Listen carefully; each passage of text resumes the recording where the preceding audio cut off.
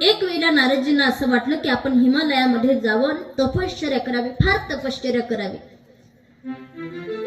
नारदजी गेले महाराज. सृष्टी सौंदर्य पाहिलं. त्या ठिकाणी गेल्यानंतर ते सृष्टी सौंदर्य पाहून त्यांच्या अंतःकरणामध्ये भाव निर्माण झालाय, आपण तपश्चर्या करावी. कारण हिमालय पर्वत हा अनेक वनस्पतींनी नटलेला आहे. अनेक प्रकारचे पशु पक्षी प्राणी त्या हिमालयामध्ये विचरण करतात. नारदजींचा भगवंताच्या चरणावर अनुराग निर्माण झाला, प्रेम निर्माण झालं. आणि मग मात्र महाराज नारदजी विचार करतात, माझ्या परमात्म्याने एवढी सुंदर सृष्टी या ठिकाणी निर्माण केली, एवढी दिव्य सृष्टी निर्माण केली, आपण तप करावं. नारदजी तप करण्यासाठी बसले महाराज. नारदांनी त्या ठिकाणी स्नानासाठी नदी पाहिली, भोजनासाठी फळं पाहिली. हिमालय पर्वतावर पाहिलं तर आजही आपण पाहतो महाराज, अनेक ऋषी मुनी हिमालय पर्वतावर तपश्चर्या करण्यासाठी जातात. का? त्याचं कारण लक्षात घ्या. हिमालय पर्वतामध्ये त्या ठिकाणी गेल्यानंतर एकांत आपल्याला भेटतो, शांतता आपल्याला भेटते.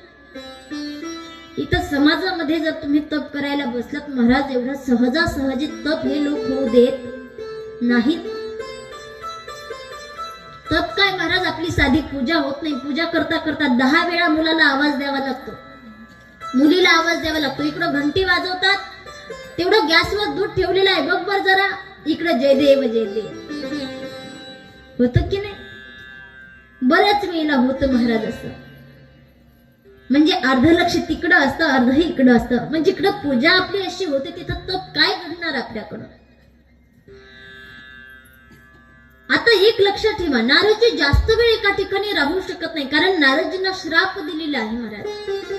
कुणी श्राप दिलाय तर त्याचं वर्णन आलंय. काळाची कन्या होती महाराज दुर्बघा नावाची, तिचं नाव होतं दुर्बघा. आणि ही दुर्बघा नावाची जी होती महाराज, ती आपल्या पतीच्या शोधात होती की मला कुणीतरी सुंदर असा पती प्राप्त व्हावा, मग मी विवाह करेन.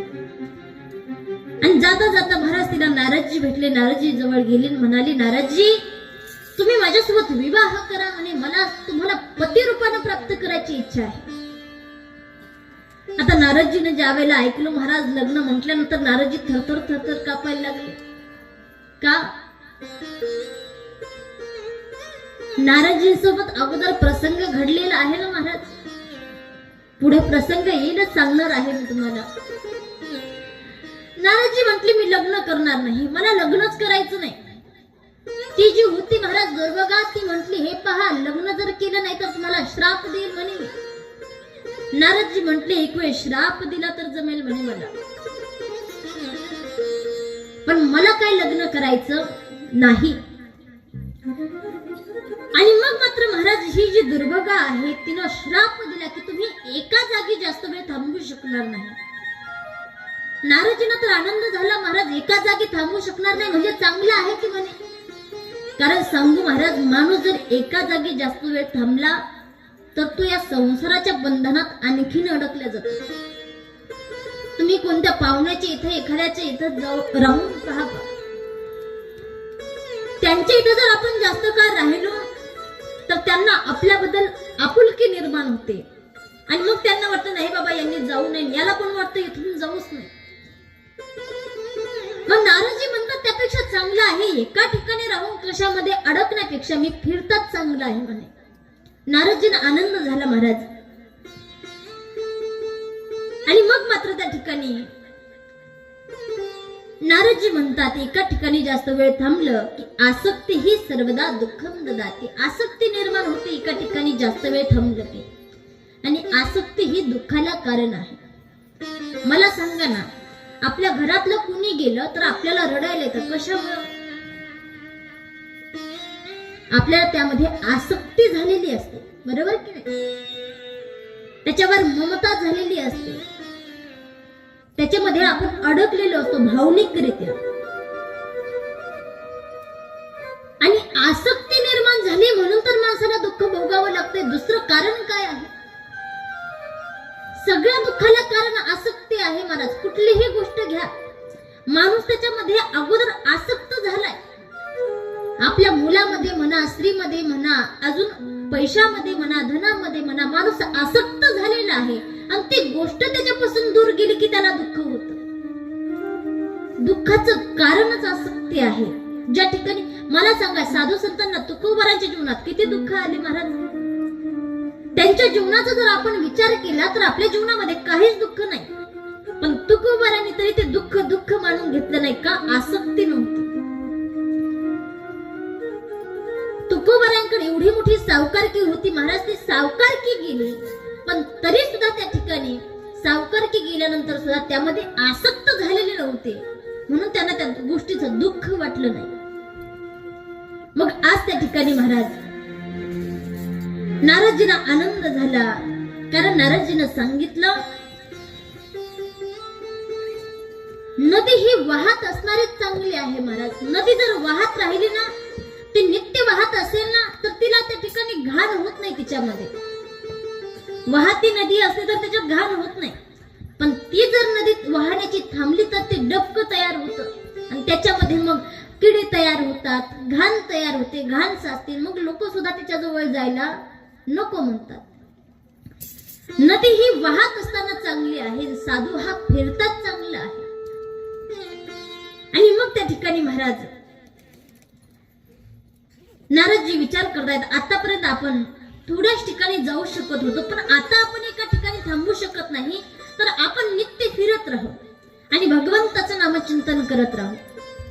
नारदजींना समाधी लागली, सहज विमल मन लागे समाधी. नारदजींना डोळे बंद केले, समाधी लागली. समाधी लागल्यानंतर महाराज यम, नियम, आसन, प्राणायाम, प्रत्याहार, धारणा, ध्यान आणि मग समाधी, अशा प्रकारे समाधी लागल्यानंतर, कारण समाधीचा हा अष्टांग योगाचा विधी सांगितलेला आहे. सहजासहजी समाधी प्राप्त होत नाही महाराज. आपली असते ती निद्रा समाधी असते. समाधी लागणं एवढं सोपं नाही महाराज. नारदजींना ज्यावेळेला समाधी लागली आणि समाधी लागल्यानंतर महाराज नारदजी तपश्चर्या करायला लागले. पण एक गोष्ट लक्षात ठेवा, या भूतलावर जेव्हा कोणी तपश्चर्या करायला लागतो, साधना करायला लागतो, यज्ञ करायला लागतो, त्यावेळेला इंद्राला भीती वाटायला लागते महाराज. इंद्राला का भीती वाटते? इंद्राला वाटतं, यानं जर चांगली तपश्चर्या केली तर माझे इंद्रासन जाईल आणि माझे इंद्रासन जाऊ नये म्हणून इंद्र भगवान कुणाचीच तपश्चर्या पूर्ण होऊ देत नाही महाराज. नक्की काही ना काही त्यामध्ये अडथळा आणत राहतात. आज इंद्र भगवंताने विचार केला महाराज की त्या ठिकाणी नारदजी बसले साधना करण्यासाठी, पण यांची तपश्चर्या आपण भंग केली पाहिजे. आणि मग मात्र महाराज इंद्राने कामदेवाला बोलावलं. ज्या वेळेला कामदेवाला बोलावलं, कामदेवाला म्हणायला लागले, का रे कामदेवा, तुम्ही माझे मित्र आहात म्हणे. कामदेवाला वाटलं आज भरपूरच प्रेम होतो चालले म्हणे, नक्की यांचं काहीतरी काम असेल म्हणे. फार स्तुती सुरू आहे. आजपर्यंत कधी म्हटले नाही कामदेव तुम्ही माझे मित्र आहात म्हणून, पण आज अचानक का म्हणायला लागले.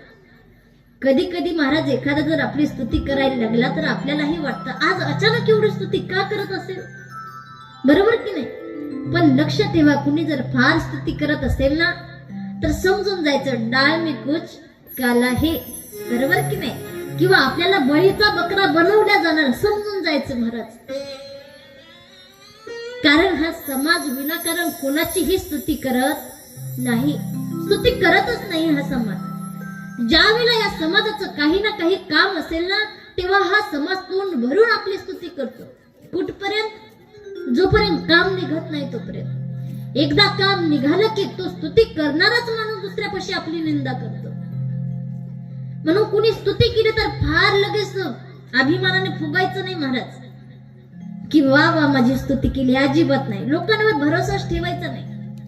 आणि भरोसा ठेवण्यासारखा समज राहिलाय का?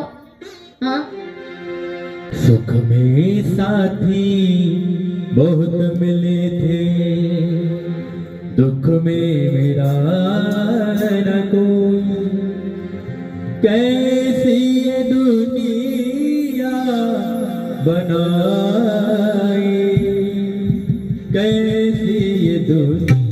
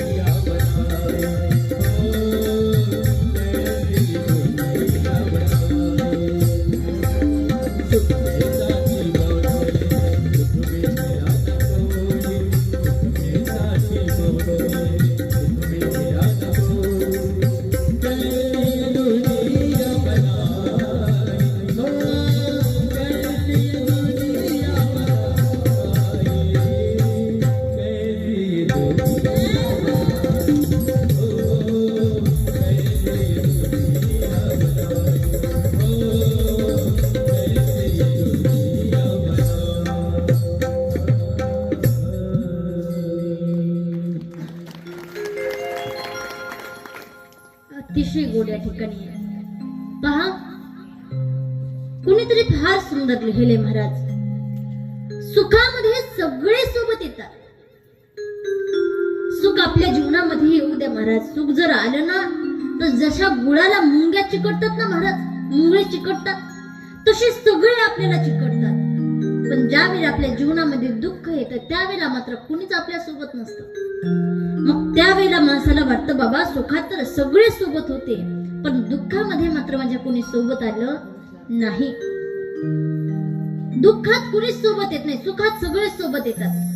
कारण महाराज, कुणीही असो, जवळचा असो किंवा लांबचा असो, नातलग असो किंवा कुणीही असो, फार प्रेमाचा व्यक्ती असू द्या महाराज, फार प्रेमाचा व्यक्ती असू द्या, तुमच्या जीवनात सुख असेल तोपर्यंत तुमच्या सोबत दिसेल.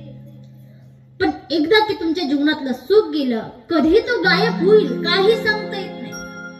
मग तेव्हा तुम्ही पाहायला जा, नाही बाबा आपल्याला भरपूर वेळेला असं वाटतं की मी कितीही संकटात असलो ना, ही व्यक्ती माझी कधीच साथ सोडणार नाही. पण नेमके आपल्याला वाटतं ना ही व्यक्ती आपली साथ सोडणार नाही, तीच व्यक्ती साथ सोडून जाते. म्हणून कुणी फार स्तुती केली तर फार त्या ठिकाणी बोलून जायचं नाही. आणि बऱ्यापैकी लोकांची अशीच वृत्ती असते महाराज, सगळं त्यांच्याकडे असतं, धन असतं, संपत्ती असते, ऐश्वर्य असतं, सगळ्या गोष्टी असतात, पण त्यांच्या मनामध्ये एक विचार असतो की माझ्या पुढे कुणी जायला नको. मग ते काय करतात, जो आपल्यापेक्षा मोठा होतो त्याचे पाय धरतात आणि खाली खेचतात. पण सांगू, ही वृत्ती काहीच कामाची नाही. मी म्हणते आपल्याकडे आहे ना त्यात सुखी राहा. जो तो ज्याच्या त्याच्या परीने सुखी राहण्याचा प्रयत्न करतोय. कुणी आपल्यापेक्षा सुखी राहत असेल तर त्याचं प्रारब्ध आहे. कारण प्रारब्धाची जोडे धन, प्रारब्धाची वाढे मान. प्रारब्धानेच आपल्याला धन प्राप्त होतं, प्रारब्धानेच्या समाजामध्ये आपल्याला मान प्राप्त होतं. म्हणून कुणाचं चांगलं होत असेल तर त्याच्यावर जळायचं नाही महाराज. चांगलं होतंय ना, देवाला प्रार्थना करायची, देवा अजून 10 पटीने त्याचं चांगलं कर आणि त्याच्या मागं माझं चांगलं कर. पण त्याचं वाटोळं व्हावं, माझं चांगलं व्हावं ही अपेक्षा आपण कधीच करायची नाही. मला सांगायचे काय, स्तुती करायला लागलं की भुलून जाऊ नये महाराज. आज कामदेवानं सांगितलं म्हणे आज स्तुती करताय तुम्ही, पण चला ठीक आहे, म्हणतायत ना मित्र आहे मी तुमचा मित्र, काय काम करायचे आहे. इंद्र भगवान म्हणतात हे पहा, नारदजी तपश्चर्या करायला बसले. नारदजीची तपश्चर्या भंग करायची. कामदेव म्हणायला लागले अहो साधू आहेत, साधूची तपश्चर्या भंग करणं योग्य नाही म्हणे. नारदजी म्हटले तुम्हाला माझं ऐकावंच लागेल.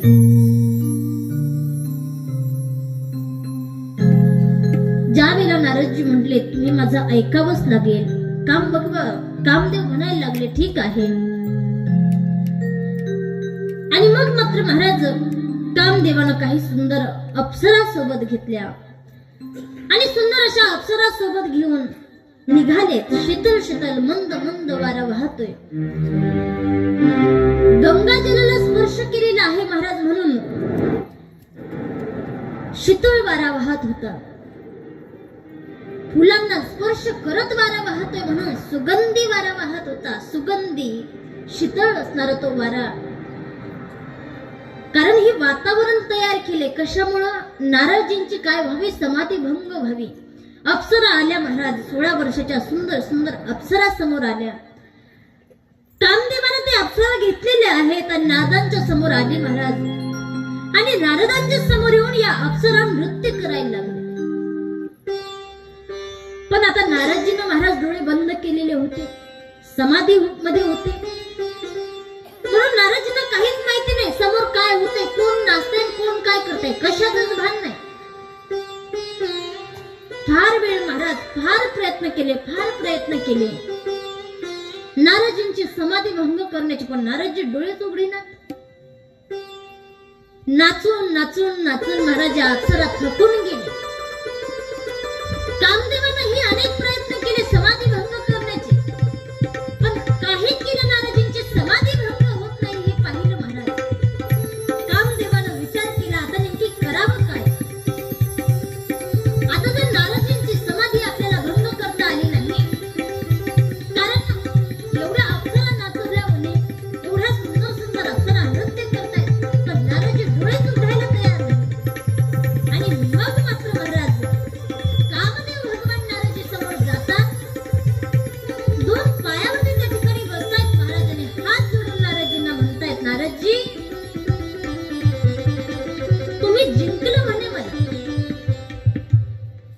ज्यावेळेला तुम्ही जिंकला असं म्हटले, नारदजींनी डोळे उघडले. महाराजांनी डोळे उघडल्यानंतर नारदजी विचार करायला लागले, हा सर्व काय प्रकार आहे? कामदेव हात जोडून बसले. नारदजींना विचारलं, म्हणाले नेमकी झालं काय? म्हणे कामदेव स्तुती करतायत महाराज. नारदजींना काहीच कळालं. मग कामदेवांना सांगितलं, म्हणे नारदजी आज तुम्ही मला जिंकलं. म्हणे अहो झालं काय? कामदेव म्हणतात, अहो नारदजी एवढे प्रयत्न केले तुमची समाधी भंग करण्याची. भरपूर वेळचा आम्ही प्रयत्न करतोय तुमची समाधी भंग व्हावी यासाठी, पण तुम्ही काय समाधीतून जागे झाले नाही. म्हणे समाधी उत्थान झाली नाही तुमची. आज तुम्ही कामावर विजय मिळवला. पण पहा महाराज, माणसाला स्तुती कधी कधी एवढा अभिमान तयार करून देते ना. नारदजींना कामदेवांनी केलेली स्तुती पसली नाही महाराज. कामदेवांनी स्तुती केली, नारदजींना अभिमान झाला. वास्तविक पाहायला गेलं, अहंकार असा आहे महाराज, माणसाला फार मोठ्यातल्या मोठ्या स्थानावरनं खाली पाडतो. हा जर अहंकार माणसाला झाला ना महाराज, दुनिया जिंकलेला माणूस असू द्या, पण त्याला जर अहंकार झाला तर सगळं काही जिंकलेलं हरवण्याची ताकद ही त्या अहंकारामध्ये असते. म्हणून माणसाच्या जीवनामध्ये कधीच अहंकार नसावा. बऱ्याच वेळेला आपल्याला पैशाचा अहंकार होतो, अहंकारामध्ये असे काही बोलून जातो आपण. कधी कधी आपण देवासमोर जाऊन बसतो महाराज. एक गृहस्थ महाराज, त्याला फार धनाचा अभिमान झाला, पैशाचा अभिमान झाला, ऐश्वर्याचा संपत्तीचा अभिमान झाला. देवासमोर गेला महाराज आणि देवाला म्हणायला लागला, हे बघ देवा, मी कसं जगायचं काय करायचं तू अजिबात मला सांगायचं नाही. मी माझ्या पद्धतीनं जगेल म्हणे, तू सांगायचं नाही मी काय करायचं म्हणून आणि कसं राहायचं. पण ज्या वेळेला काही काळानं त्याला खरी परिस्थिती कळाली ना, ज्या वेळेला त्याच्या जवळचं धन गेलं, संपत्ती गेली आणि मग महाराज अन्न अशी दशा त्याची झाली, त्यावेळेला तोच व्यक्ती देवासमोर गेला जो म्हणत होता ना, देवा मला काही सांगू नका, कसं जगायचं ना कसं राहायचं. तोच व्यक्ती देवासमोर जाऊन म्हणायला लागला, देवा अरे सांग म्हणे आता काय करायचं. बऱ्याच वेळेला अहंकारामध्ये माणूस बोलून जातो, पण नंतर ज्या वेळेला जागेवर येतो ना, त्यावेळेला त्याला कळतं की खरंच आपण अहंकारामध्ये काय काय गमावलं. बरोबर की नाही? भरपूर वेळेला आपण अभिमान करतो महाराज. आपल्यामध्ये जे असणारे अवगुण आहेत महाराज, सहजासहजी कुणी स्तुती केली की सहज रीतीनं आपल्याला त्या ठिकाणी अहंकार प्राप्त होतो महाराज. पण एक लक्षात ठेवायचं, अहंकार करण्या अगोदर कि शरीर मेरा किराए का, शरीर मेरा किराए का, सासे मेरी उधार है. शरीर मेरा किराए का, सासे मेरी उधार है. घमंड करो तो करो किस बात का, घमंड करो तो करो किस बात का, हम तो बस किराएदार है. कोणत्या गोष्टीचा अभिमान करणार आहात? माणसांनो, एक गोष्ट नेहमी लक्षात ठेवायची, या शरीराची काय होणार आहे? माती. कितीही श्रीमंत व्यक्ती असू द्या, कितीही गरीब व्यक्ती असू द्या महाराज, स्मशानामध्ये गेलात ना, एका बाजूला श्रीमंत व्यक्ती जाळलेला असू द्या, एका बाजूला गरीब व्यक्ती जाळलेला असू द्या, त्या गरीबाची ही मातीच होते आणि श्रीमंताची सुद्धा मातीच होते, राखच होते. बरोबर की नाही? श्रीमंत व्यक्तीनं आयुष्यभर काजू बदाम खाल्लेले असू द्या, महागाच्या वस्तू खाल्लेल्या असू द्या, आणि गरीबांना साधी चटणी भाकर खाल्लेली असू द्या, पण गरीबाची सुद्धा राखच झाली आणि श्रीमंताची सुद्धा राखच झाली. श्रीमंताचं काय सोनं झालं नाही किंवा त्याचे काजू बदाम राहिले नाही राखे, अजिबात नाही. म्हणून माणसानं जीवन जगताना विचार करायचा, या शरीराचं काय होणार आहे? माती होणार आहे. आणि म्हणून एका ठिकाणी फार गोड वर्णन करतायत पहा,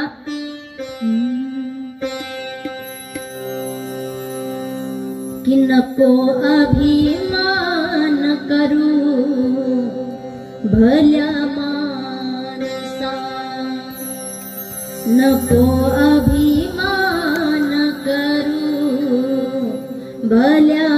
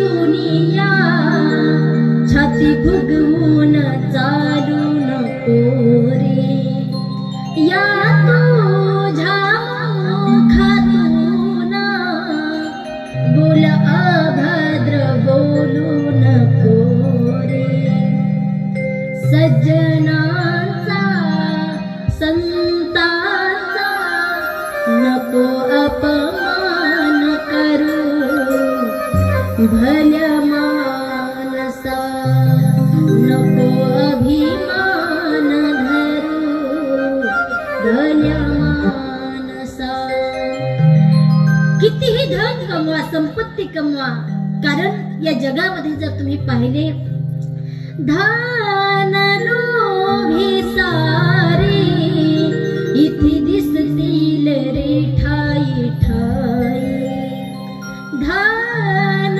लोभी सारे इथे दिसतील रे ठाई ठाई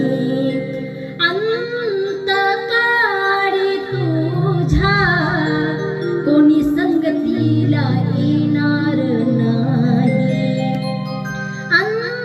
अंतकाळी तुझ्या कोणी संगतीला येणार नाही धन लोभी दुनियेचा नको भरवसा करू भल्या मानसा नको अभिमान करू भल्या मानसा भल्या मानसा भल्या मानसा साधू संतांनी वर्णन केले बाबा फार धन असेल फार संपत्ती असेल पण त्याचा तू अभिमान धरून राहू नको कारण या समाजामध्ये फिरत असताना या कलियुगामध्ये जगत असताना महाराज हे जे धनलोभी माणसं आहेत ना हे प्रत्येक क्षणाक्षणाला पावला पावलाला आपल्याला पाहायला मिळते पण हे जे धनलोभाने ग्रासलेले लोक आहेत यातला एकही माणूस तुमच्या सोबत अंतकाळाला सोबत येणार नाही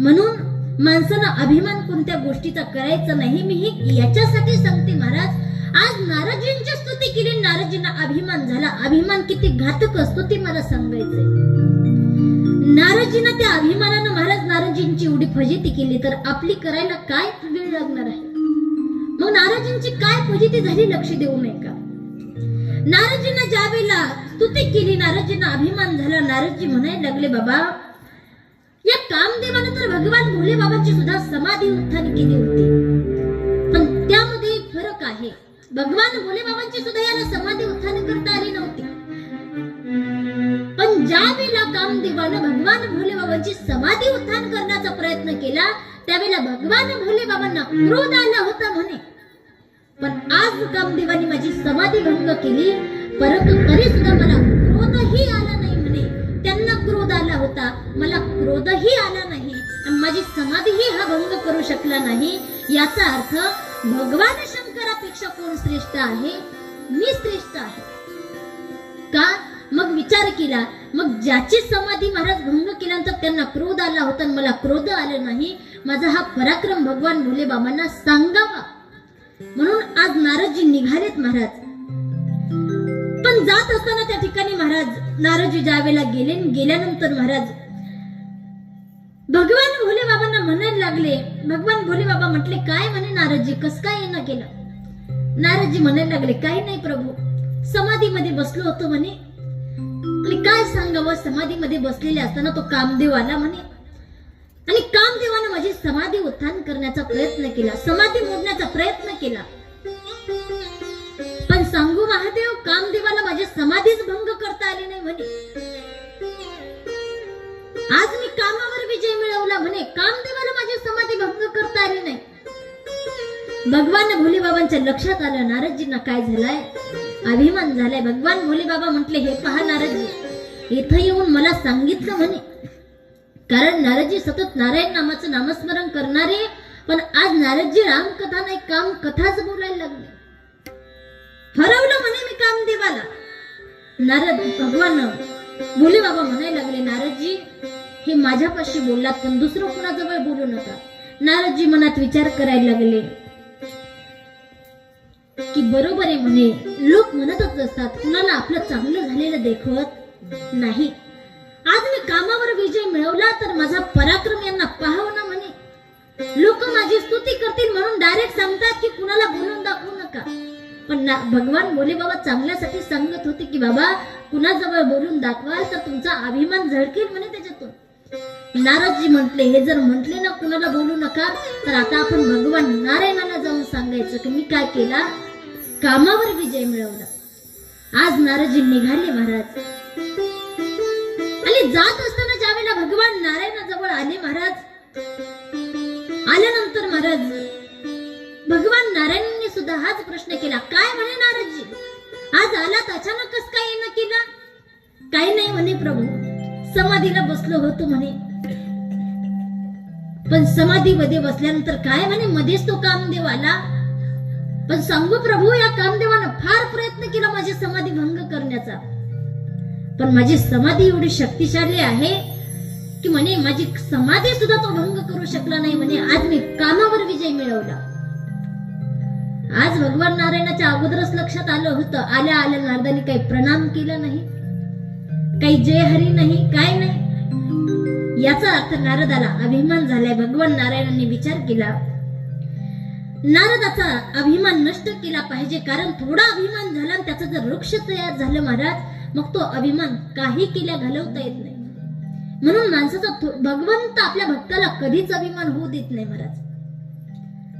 आणि भगवंत पाहतात, भक्ताला जर अभिमान झाला तर भगवंताला तीळ मात्र जरी होय अभिमान, मेरू तो समान भार देवा.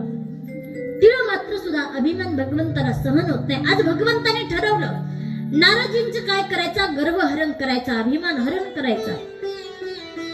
भगवान नारायणाने स्तुती केली, म्हटले नारदजी काय तुम्ही फार मोठा पराक्रम केला म्हणे. अजून महाराज फुगले नारदजी, जायला निघाले. पण जात असताना भगवंताने अशी काय मायानगरी तयार केली महाराज. जात असताना त्या ठिकाणी महाराज नारायणाने जी मायानगरी बनवली, शतयोजन तिचा विस्तार होता महाराज. एवढी मोठी नगरी, आणि ती जी नगरी आहे त्या नगरीचा राजा आहे शिलनिधी. आणि असा हा शिलनिधी राजा, आणि त्या राजाला जी कन्या आहे, एक सुंदर अशी कन्या, ती पण मायावीच आहे, खरोखर नाही. तिचं नाव आहे विश्वमोहिनी. सुंदर नगरी बनवली महाराज. आणि ही फक्त महाराज, ही नगरी आहे ती फक्त नारदालाच दिसत होती, बाकी कुणालाच दिसत नव्हती. तुम्हाला माहितीये, कधी कधी सुना म्हणतात, पहा माझ्या सासूच्या नजरेत ना अशी आग असते, आग. आता ते आग फक्त सुनाला दिसती की सगळ्यांना दिसती हो? हा, फक्त सुनालाच दिसती महाराज सासूची आग, बरोबर की नाही? आमची सासू कशी ना तुम्हाला माहीतच नाही. आमची सासू दिसायला फार चांगली दिसते, पण कशी आहे ती फक्त मलाच माहिती आहे. तशी ती मायावी नगरी फक्त नारदालाच दिसत होती, बाकी कुणालाच दिसत नव्हती. आणि मग मात्र महाराज नारदजी त्या ठिकाणाहून जात असताना शिलनिधी राजानं आपल्या मुलीचं स्वयंवर त्या ठिकाणी आयोजित केले.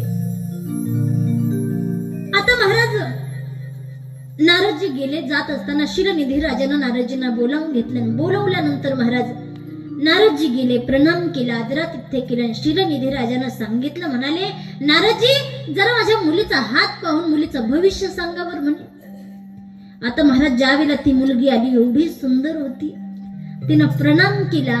प्रणाम केल्यानंतर भविष्य पाहण्यासाठी नारदांनी तिचा हात हातात घेतला. नारदजीनं हात नाही पाहिला, तिचं तोंडच पाहत राहिले. आता ज्या वेळेला तोंडच पाहत राहिले महाराज, भरपूर वेळ पाहत राहिले, शिलनिधी राजाने सांगितलं, नारदजी अहो मुख पाहायला नाही सांगितलं, हात पाहायला सांगितलं आणि भविष्य सांगायला सांगितलंय म्हणे. नारदजी म्हटलं, हा हा तेच करतोय म्हणे. हात हातात घेतला, भविष्य पाहायला लागले. आणि भविष्य पाहत असताना महाराज त्या मुलीच्या हातावरच्या रेषा सांगत होत्या, जो तिन्ही लोकांचा स्वामी असेल, जो सगळ्यावर विजय मिळवील, असाच पुरुष स्त्रीचा मुलीचा काय असेल, पती असेल. पण नारदांनी वाचताना जरा चुकीचं वाचलं, उलट वाचलं. जो हिच्यासोबत विवाह करील तोच तिन्ही लोकांचा स्वामी असेल आणि तोच सगळ्यांवर विजय मिळवेल. का नारदजींचं मन जागेवर नव्हतं ना महाराज. भविष्य पाहिलं नारदांनी मनामध्ये विचार केला, एवढी सुंदर मुलगी हातातून जाताच कामा नाही. आता मला सांगा, काळाच्या कन्येनं जी दुर्भगा होती तिनं मागणी घातली होती लग्नाची, लग्न करा, पण तरी नारदजी म्हणत होते नाही, मला विवाह करायचा नाही. पण आज नारदजी ज्या वेळेला महाराज त्या मुलीचा हात पाहतात, मनामध्ये विचार केला, काहीही करावं लागलं तरी चालेल, पण मुलगी हातातून जाऊ द्यायची, हिच्या सोबत विवाह करायचा. का अभिमान झालेला होता. नारदांनी विचार केला, काय करावं म्हणे, एक काम करू म्हणे, ही जर विश्व सुंदरी असेल तर आपण जो विश्व सुंदर आहे त्या नारायणाकडे जाऊन त्याचं स्वरूप मागून घेऊ. भगवान नारायणांना बोलावलं महाराजांनी. भगवान नारायणांना सांगितलं, प्रभू मला तुमचं स्वरूप द्या म्हणे. स्वरूप द्या म्हटल्यानंतर महाराज भगवान नारायण म्हणायला लागले, नारदजी नेमकी तुम्हाला झाले काय? आता नारायणाला सगळं माहिती होतं, महाराज झालंय काय? अहो झालं काय नारदजी, कशामुळे स्वरूप लागते? काही नाही म्हणे प्रभू, विवाह करण्याची इच्छा आहे. शिलानिधी राजाची जी कन्या आहे विश्व सुंदरी आहे, आणि तुम्ही विश्व सुंदर आहात, तुमचं जर रूप दिलं तर नक्की ती माझ्यासोबत विवाह करेल. आता महाराज नारदजींना भगवान नारायणांनी समजावण्याचा प्रयत्न केला. हो नारदजी, तुम्ही साधना करणारे साधू आहात आणि साधूना कुठे लग्नाच्या वनगडीत पडायचं का? नारदजी म्हणायला लागले, नारायणानं तुम्हाला पहिल्यापासून कुणाचं चांगलं झालेलं दिख होतच नाही म्हणे. अहो तुम्ही एवढे विवाह केले, मी तुम्हाला काही म्हटलो का म्हणे? तुम्हाला एका शब्दाने मी काही बोललो नाही, मग आता मला विवाह करायचं तर कशाला आडवे येता म्हणे. नारायण म्हणले, ठीक आहे, तुम्हाला स्वरूप पाहिजे तर स्वरूप द्यायला तयार आहे. कोणतं स्वरूप पाहिजे? आज त्या ठिकाणी नारायणजींना मागता मागता सांगितलं, तुमचं हरिरूप मला द्या. आता महाराज एका याच्यात माकडाला सुद्धा हरी म्हटलं जातं. मग प्रभूनं काय केलं, माकडाचा चेहरा दिला नारदांना. नारदांनी विचार केला, म्हणे एवढं सुंदर रूप जर देवानं दिलं असेल तर आरशात पाहायची काय गरज आहे म्हणे. कॉन्फिडन्स मध्ये महाराज गेले, महाराज त्या स्वयंवरामध्ये. नारदजीनं विचार केला, नारायणानं स्वरूप दिले तर आता विश्वमोहिनी मला नाही म्हणू शकत नाही. मी दिसलो की पहिली गळ्यात माझ्यात माळ घालेल. सगळे राजे महाराजे बसलेत महाराज खुर्चीवरती. नारदजी गेले आणि सगळ्यात पुढे जाऊन बसले महाराज. विश्वमोहिनी ज्या वेळेला महाराज हातामध्ये माळ घेऊन आली, आल्यानंतर त्या ठिकाणी महाराज आता हे सगळे महाराज पाठीमाग भगवान भोले बाबांचे गण बसलेले होते, ते हसायला लागले. म्हणे हे माकड कुठून आलं काय माहिती म्हणे. सगळे एवढे मोठमोठे राजे हे माकड मध्येच येऊन बसले म्हणे. आता नारदांना वाटलं हे दुसरं कुणाला म्हणत असतील, देवानं स्वरूप दिले त्यात काही कमी असूच शकत नाही. नारदजी फुल कॉन्फिडन्सने बसलेले आहेत महाराज, आणि हे गण हसतात, पण हे काय लक्ष द्यायलाच तयार नाही. विश्वमोहिनी माळ घेऊन आली महाराज, हातामध्ये वर माळा, पण तिनं नारदजींना ज्या लाईन मध्ये पाहिलं ती लाईनच सोडून दिली, दुसऱ्या लाईन मध्ये गेली. नारदजी म्हटले काहीतरी मिस्टेक झाली असेल म्हणे, पाहिलं नसेल मला, एवढं काय म्हणे पुढच्या लाईन मध्ये बसते. नारदजी तिथून उठले, त्याच्या पुढच्या लाईन मध्ये विश्वमोहिनीने पुन्हा ती लाईन सोडून दिली, पुन्हा ती तिसऱ्या लाईन मध्ये. भरपूर वेळ झाला महाराज. नारदजी विचार करतात, नेमकी असं होतंय काय म्हणे, एवढं सुंदर रूप हे काय माझ्या गळ्यात माळ घाले ना. आणि मग मात्र महाराज तोपर्यंत या विश्वमोहिनीने भगवान नारायणांना बोलावलं. भगवान नारायण आले, विश्वमोहिनी गेले, भगवान नारायणाच्या गळ्यामध्ये माळ घातली. भगवान नारायणाने विश्वमोहिनीला घेतलं, निघून गेले. मायावीच होती महाराज. आता महाराज ज्या वेळेला नारदजी विचार करायला लागले, भगवान नारायणाकडून स्वरूप घेतले, माझ्या स्वरूपात काही कमी असू शकत नाही, हिनं मला माळ घातलीच कशी नाही. पाठीमाग बसलेले गण म्हणायला लागले, अगोदर चेहरा तर पाहून यायचं होतं म्हणे आरशात. नारदजी म्हटले, माझ्या चेहऱ्याला काय झाले? आणि मग नारदजी जातात सरोवरामध्ये, आपला चेहरा पाहतात तर माकडाचं रूप. नारदजींना असा राग आला महाराज. नारदजी म्हणायला लागले, हे हरित्वे महादृष्ट, की नारायण तुम्ही दृष्ट आहात म्हणे. अहो कधीतरी एक स्वरूप मागण्यासाठी आलो तर माकडाचं स्वरूप दिलं म्हणे मला. विश्वमोहिनी मला त्या ठिकाणी पत्नी म्हणून पाहायची होती, तिलाही तुम्ही घेऊन गेलात, एवढं कपट चांगलं नाही म्हणे. आणि मग त्या ठिकाणी महाराज जाता जाता भगवान नारायण आणि विश्वमोहिनी रथातून जाताना दिसले. आता पहा महाराज, ज्याचं तोंड पाहायचं नाही असा माणूस जर समोर दिसला तर आगीत तेल ओतल्यासारखं होतं, बरोबर की नाही? तळपायाची आग मस्तकात जाते तशी नारदजींची अवस्था झाली. नारदजी म्हणायला लागले, किती दृष्ट आहात म्हणे तुम्ही नारायण. अहो आज पहिल्यांदा काहीतरी गोष्ट मागायला आलो, रूप मागायला आलो तर माकडाचं मुख दिलं म्हणे. नारायण म्हणायला लागले, असं काय करता नारदजी, तुम्हीच हरिरूप मागितलं होतं. अहो हरिरूप मी विश्वसुंदरी होती म्हणून विश्वसुंदराचं रूप मागितलं होतं म्हणे. आज मी तुम्हाला श्राप देतो म्हणे. कोण श्राप देते? नारदजी भगवान नारायणांना. का अभिमान अंतःकरणामध्ये आले म्हणून काय बोलतो याचं सुद्धा भान नाही. आज म्हणे मी तुम्हाला श्राप देतो की आज ज्या स्त्रीसाठी मला रडावं लागलंय, तुम्हाला सुद्धा एका अवतारामध्ये एका स्त्रीसाठी असंच रडावं लागेल. आणि आज तुम्ही ज्या माकडाचा छळ केला म्हणे, तीच माकडं तेच वानर तुमची काय करतील? मदत करतील. ज्या क्षणी मला श्राप दिला त्याच क्षणी भगवान नारायणांनी ती जी मायावी नगरी होती ती मायावी नगरी नष्ट करून टाकली.